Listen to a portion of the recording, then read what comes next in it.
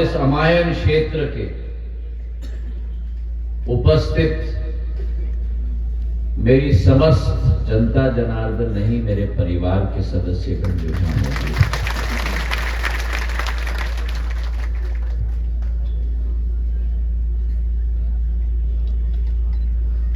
इतिहास के पन्नों को अगर आप पलटोगे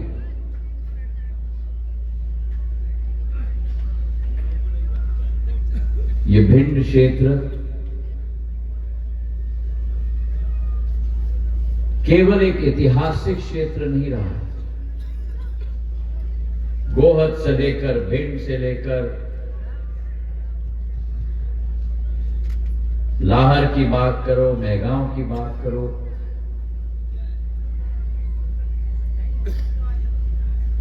केवल एक ऐतिहासिक क्षेत्र अटेर से लेकर लाहर तक,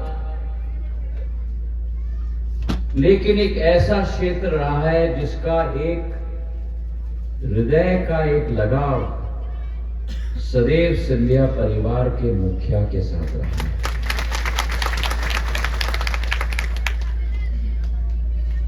सौ साल पूर्व माधव महाराज प्रथम ने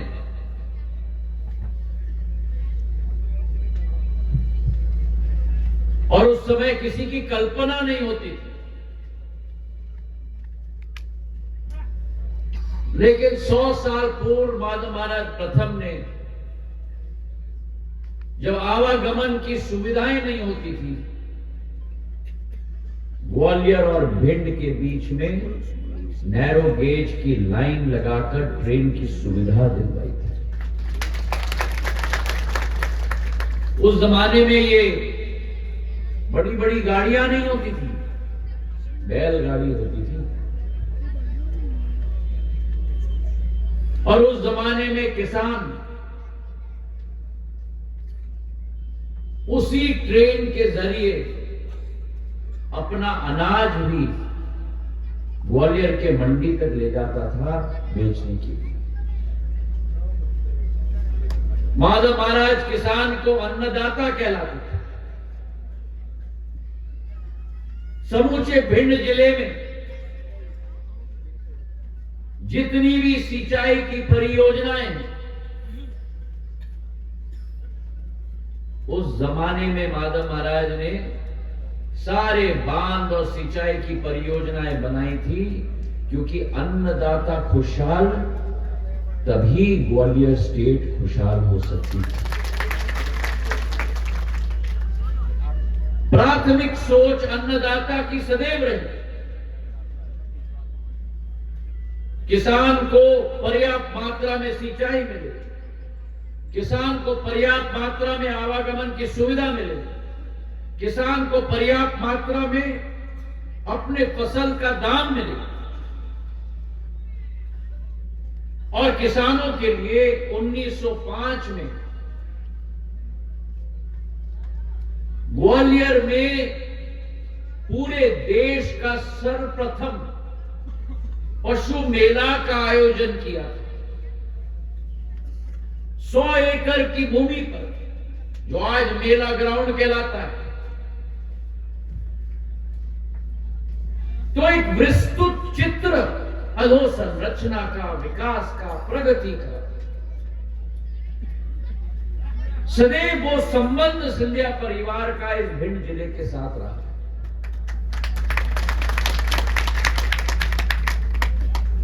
और जो प्यार और आशीर्वाद माधव महाराज के बाद मेरे दादा जिवाजी महाराज को, मेरी आजी अम्मा को, मेरे पूज्य पिताजी को इस जिले से मिली है, यह अतिशयोक्ति नहीं होगी अगर मैं कहूं कि सिंधिया परिवार की अगर क्षमता है तो उसमें बहुत बड़ा योगदान भिंड जिले का सदैव रहा है।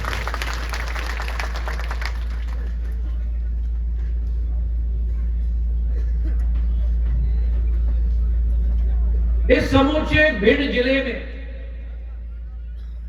हमारा मेहगांव भिंड के रास्ते पे पड़ता है।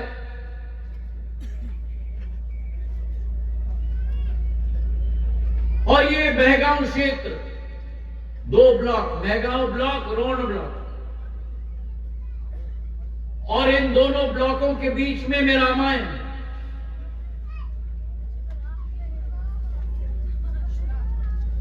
एक शांति, समृद्धि और विकास और प्रगति के लिए लालायक एक क्षेत्र की आवाज सदैव इस रामायण से गूंजती है।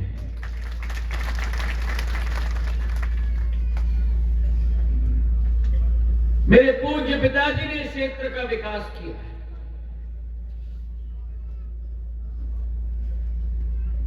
और जब से मैंने होश संभाला, जब दुख का पहाड़ सिंधिया परिवार पर टूटा, एक ही वर्ष में सिंधिया परिवार के 2 मुखिया, मेरी आजी अम्मा और मेरे पूज्य पिताजी, दोनों हमारे बीच से चीरे गए। और उस समय मुझे याद है, और मैं स्पष्ट कह सकता हूं, उस समय में ना बीजेपी ना कांग्रेस, जिस तरीके से एक एक व्यक्ति ने आशीर्वाद और बरदस्त प्रदान किया, आज मैं जो कुछ भी हूं आपके प्यार, आपके आशीर्वाद के बरदस्त पे।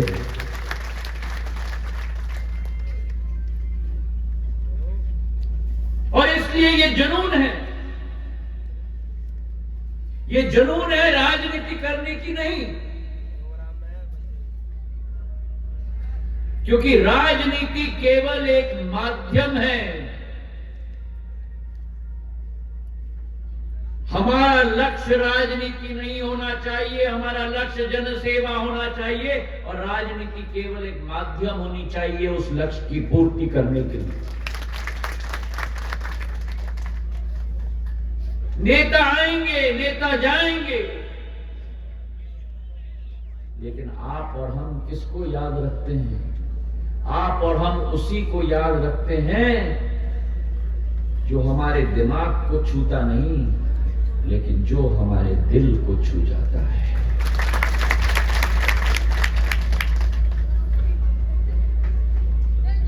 चुनाव के समय में आपके बीच में मैं आया था। मैंने आपसे निवेदन किया था,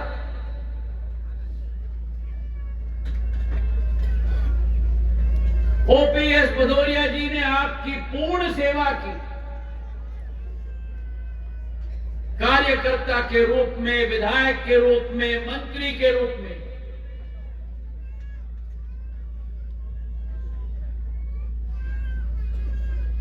पार्टी ने जब निर्णय लिया, और मैं कहूंगा कि दोनों के बीच में एक मां के कोख से पैदा नहीं हुए हैं, लेकिन भाई भाई का रिश्ता है।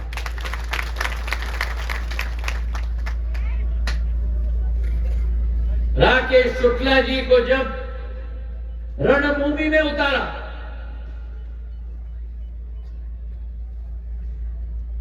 और मुझे इस बात का गर्व है कि भारतीय जनता पार्टी के मंचासीन एक एक कार्यकर्ता, यहां कोई नेता नहीं है, मैं भी नेता नहीं हूं, मैं भी कार्यकर्ता हूं, एक एक कार्यकर्ता भारतीय जनता पार्टी के प्रत्याशी के लिए जी जान लगाकर कार्य किया। और मैंने उस समय आपसे निवेदन किया था, राकेश जी में क्षमता है, जितना मैं समझ पाया हूं, अगर नाम साधु है और जनता कहती है सीताराम, तो छल कपट शायद इनमें न हो। और मैं ढूंढ रहा हूं ऐसे लोगों के लिए जिनमें छल कपट ना हो, क्योंकि इस राजनीति में सामने क्या कोई कह जाए और पीछे से कौन छुरा भोंक दे, इसकी कोई गारंटी नहीं। जान जाए पर वचन न जाए, इस नियम के साथ जिंदगी जियोगे तो लोगों की दिल को जीतोगे। और ये क्षमता इनमें है। सौम्य स्वभाव के हैं, लेकिन भगवान परशुराम जी के भी वंशज हैं।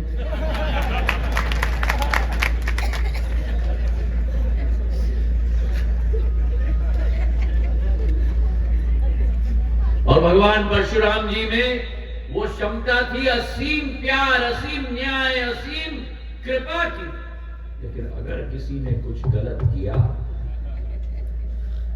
तो भगवान परशुराम जी से बुरा और कोई नहीं होता था न्याय दिलाने।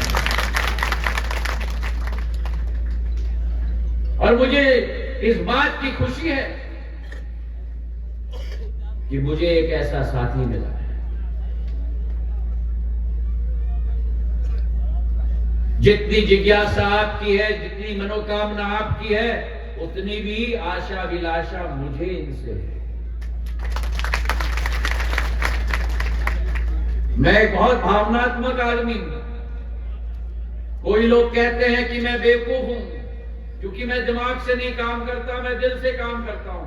तो जो लोग कहते हैं मैं बेवकूफ हूं, मैं कहता हूं हां मैं बेवकूफ हूं क्योंकि मैं दिल से ही काम करता हूं और काम करता ही रहूंगा।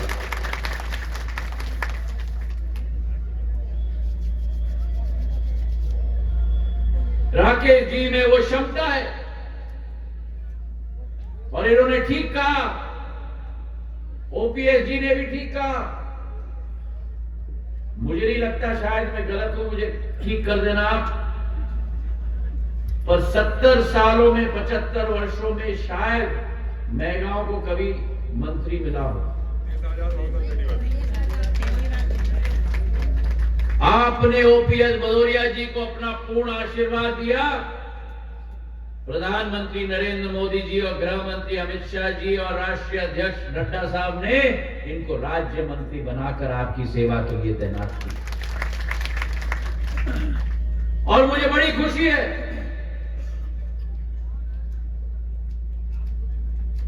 हर महीने हर हफ्ते इन्होंने मुझे बहुत परेशान किया। और परेशान करना जरूरी है,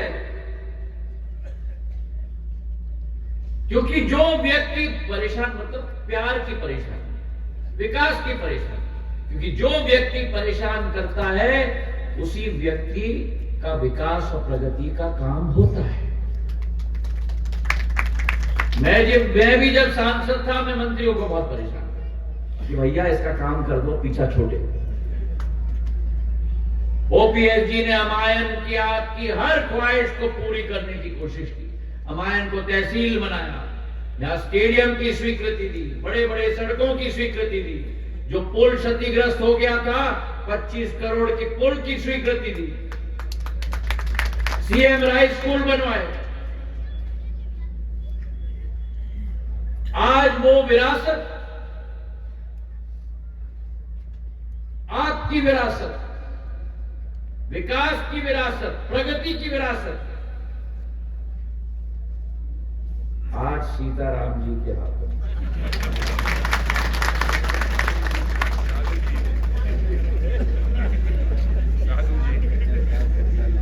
मैंने कहा मैं राकेश शुक्ला जी को नहीं जानता। आप जानते हो उनको? कौन है? नहीं जानते ना? कोई जानता है राकेश शुक्ला जी को? अच्छा अब मुझे पूछने दो, कोई जानता है साधु जी को?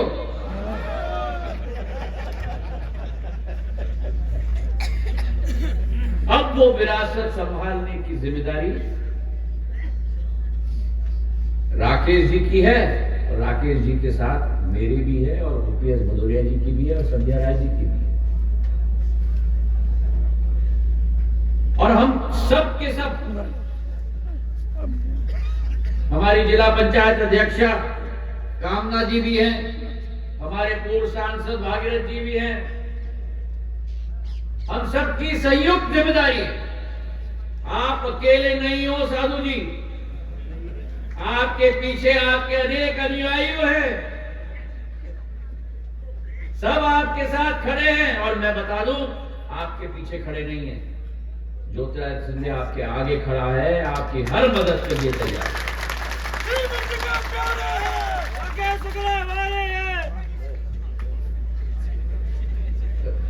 फिर दोबारा नाम ले लिया। हाँ, ये बोलो ना, मैं नहीं जानता कोई राकेश शुक्ला। सबसे बड़ी योजना जो कांग्रेस के 60 साल के शासनकाल में सपने बहुत दिखाए, लेकिन एक मुख्यमंत्री ने नहीं किया आपके लिए। हमने सरकार बदली। मैंने आपको कहा था कि विकास और प्रगति की सरकार हम लाएंगे।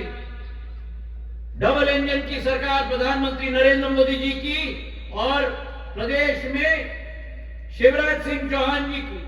और उस समय जब उपचुनाव हुआ था, मां रतनगढ़ की सिंचाई की परियोजना की स्वीकृति ऐसे ही एक मंच से दी गई थी।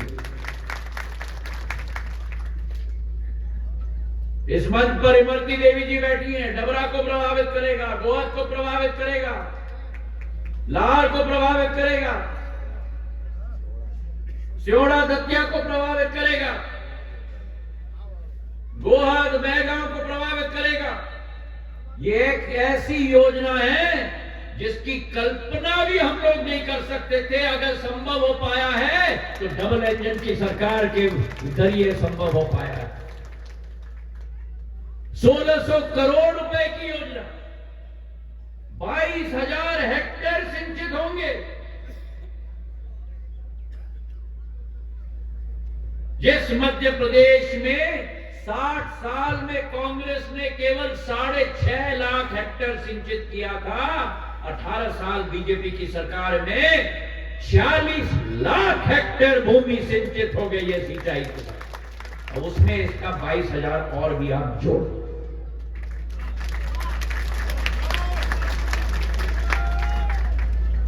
अन्नदाता प्राथमिकता प्रधानमंत्री की। हमारे मोहन यादव जी मुख्यमंत्री हैं, प्राथमिकता मोहन यादव जी की। मेरे उनके साथ 3 बार चर्चा हो गई। उन्होंने सदैव कहा है, विकास और प्रगति में मैं कोई कमी नहीं रहने दूंगा। चाहे सड़क हो, सिंचाई हो, बिजली हो, मध्य प्रदेश को हमें अग्रिम प्रदेश बनाना है। मैं धन्यवाद देता हूं मोहन यादव जी के रूप में। एक नई ऊर्जा विकास की प्रदेश में आएगी, इसका मुझे पूरा विश्वास है। और मैं विश्वास दिलाना चाहता हूं साधु जी को मैं विश्वास दिलाना चाहता हूं, आप पूरा खोखा बना दो मैगांव के विकास और प्रगति का। चाहे सड़क हो, सिंचाई की योजना हो, जहां जहां आपको मेरी मदद की जरूरत है, आप बिल्कुल हिचकना मत। मुझे जितना आपको परेशान करना है, आप मुझे परेशान करो आपके लिए, और मैं अमायन की जनता और मैगांव की जनता के लिए सदैव उपस्थित हूं। अभी आपने मन से बोला कि पर्यावरण विभाग में कोई कठिनाई है, पूरा नोट आप मेरे लिए बनाइए। केंद्र सरकार में हमारे पर्यावरण मंत्री बहुत ही सौम्य स्वभाव के भूपेंद्र यादव जी हैं, उनके पास मैं आपको ले जाऊंगा। जो भी कठिनाई है इस योजना के लिए, उसे हम लोग मिलकर दूर करेंगे, ये विश्वास मैं आपको दिलाऊंगा। और संध्या जी भी हमारे साथ चलेंगे। आज एक महत्वपूर्ण दिवस है।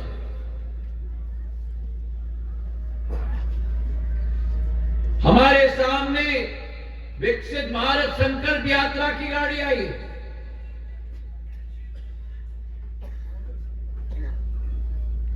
यह साधारण प्रचार की गाड़ी नहीं है। ये गाड़ी आई है तो इस गाड़ी की आत्मा प्रधानमंत्री नरेंद्र मोदी जी की छाप इस गाड़ी की आत्मा में लगी है। ये प्रचार की गाड़ी आई नहीं है, ये गाड़ी आई है तो ये मोदी की गारंटी की गाड़ी आई है। और जब मोदी जी कहते हैं कि मेरी गारंटी है, तो चाहे चट्टान आ जाए, चाहे वर्षा ऋतु आ जाए, चाहे घोर ठंडी आ जाए, जो प्रधानमंत्री जी कहते हैं वो प्रधानमंत्री जी करके दिखाते हैं। प्रधानमंत्री जी का एक सपना, आपका जो सपना है, देश की जो क्षमता है कि भारत को एक नक्षत्र के रूप में विश्व पटल पर उजागर करना है, और अगर वो आपका सपना है, हम सबका सपना है, प्रधानमंत्री जी का सपना है, तो आपको और हमें मिलकर परिश्रम और मेहनत करके मां भारती को विश्व में नक्षत्र के रूप में उभारना हो। और अगर उस सपने को साकार करना है तो वो चंद मुट्ठी भर लोगों के आधार पर नहीं होगा। देश के एक एक नागरिक को, देश के एक एक महिला को, देश के एक एक नौजवान को, देश के एक एक किसान को, देश के एक एक बुजुर्ग को हमें वो औजार देने होंगे ताकि राष्ट्र के विकास और प्रगति में अपना योगदान वो दे पाए। और इसलिए मोदी की गारंटी की गाड़ी आई है। मोदी जी की गारंटी की गाड़ी, जहां गरीब कल्याण अन्न योजना में कोविड के जमाने में 80 करोड़ लोगों के घर पर अनाज पहुंचाने का कार्य केवल एक प्रधानमंत्री ने कहा किया, वो नरेंद्र मोदी जी ने किया। 5 साल और ये योजना चलेगी। कोविड के जमाने में एक वैश्विक बीमारी, जहां हमारे माता पिता नहीं, हमारे बच्चे हमारे सामने हमसे बिछड़ रहे थे, एक ही सरकार, एक ही प्रधानमंत्री जिन्होंने इस देश में 2-2 टीकों का आविष्कार करवाया। आप मुझे बताओ, आप में से कितने लोगों ने टीका लिया?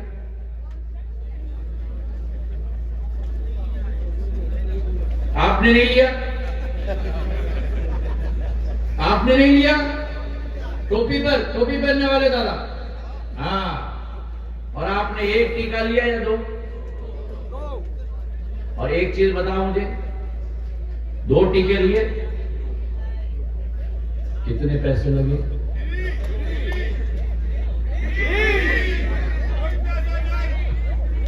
और अगर कांग्रेस की सरकार होती तो क्या हाल होता?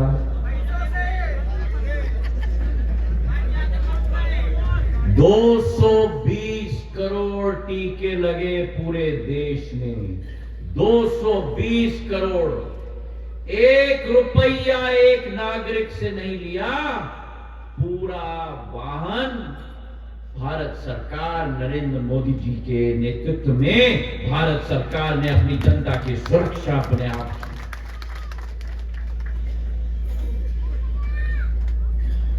और कांग्रेस वाले क्या कहते थे? मत लेना टीका, मत लेना, इसमें गाय का मांस है, इसमें ये है, इसमें वो है। और जब देखा कि सभी लोग टीका ले रहे हैं और सब लोग बच रहे हैं, तो रात के अंधेरे में अमायन के अस्पताल में घुसकर पीछे से डॉक्टर को जगा कर कह दे, अरे भैया लगा दे, ठका ठक ठका ठक ठका ठक।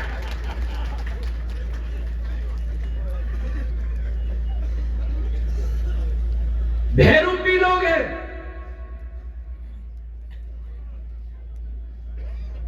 चाहे गरीब कल्याण अन्न योजना हो, चाहे प्रधानमंत्री आवास योजना हो, चाहे उज्ज्वला योजना हो, चाहे आयुष्मान कार्ड हो, गरीब जब अस्पताल में जाता है, भगवान न करे लेकिन दिल का दौरा हो जाता है, हड्डी टूट जाती है, अगर उसका ऑपरेशन करना है लाखों रुपए लगता है, गरीब के पास पैसा नहीं। किसने सोचा गरीबों का? अगर किसी ने सोचा तो केवल प्रधानमंत्री ने सोचा, जहां आयुष्मान कार्ड के आधार पर 5 लाख रुपया का कवरेज मुफ्त में एक एक गरीब को इस देश में देने का काम प्रधानमंत्री ने किया। अगर इस देश में राम राज्य स्थापित करने की मंशा, करने की संकल्प करने की इच्छा, आशा, अभिलाषा किसी की है तो प्रधानमंत्री नरेंद्र मोदी जी की है, मेरे भाई और बहनों।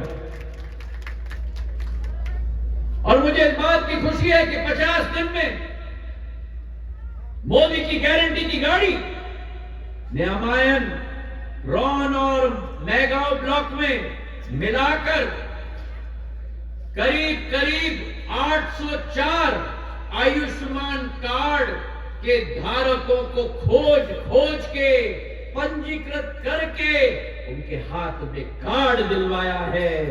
उसी के साथ स्वास्थ्य शिविर में करीब करीब 52,000 लोगों का स्वास्थ्य चेकअप करवाया है। ये गारंटी मोदी की गारंटी की गाड़ी है, मेरे भाई और बहनों। मोदी की गारंटी की गाड़ी के आधार पर उज्ज्वला योजना में दोनों ब्लॉक्स को मिलाकर 1963 महिलाओं को मुफ्त में गैस का चूल्हा और कनेक्शन दिलवाया है। एक जमाना होता था जहां आपको सरकारी अफसरों का इर्द गिर्द चक्कर लगाना पड़ता था। एक जमाना मोदी जी का है जहां प्रशासन और सरकार आपके घर पर दस्तक देती है योजना का लाभ दिलवाने के लिए, मेरे भाइयों। यह अंतर है। और अगर हमें संकल्प लेना है कल के दिन के आधार पर, जो 22 जनवरी 2024 हमारे देश के इतिहास में स्वर्ण अक्षरों में लिखा जाएगा, जब 500 वर्ष बाद अयोध्या नरेश भगवान श्री राम, राम लल्ला दोबारा अयोध्या पधारे हैं। हजारों लोगों के सपने, हजारों लोगों की आशा अभिलाषा प्रधानमंत्री जी ने पूर्ण की है।